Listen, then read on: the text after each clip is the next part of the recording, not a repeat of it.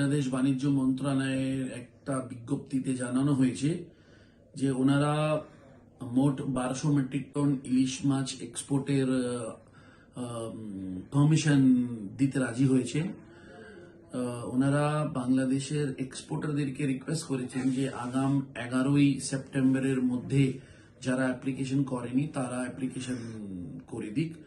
তো আমরা আশা করি যে 11ই সেপ্টেম্বর অথবা 13ই সেপ্টেম্বরে একটা পারমিশন ফাইনালি চলে আসবে, যেখানে ওনারা 1200 মেট্রিক টন মাছ প্রদান করবেন। এখন কত জনকে করবেন এটা কিন্তু সেই দিনই জানা যাবে, নাম্বার ওয়ান।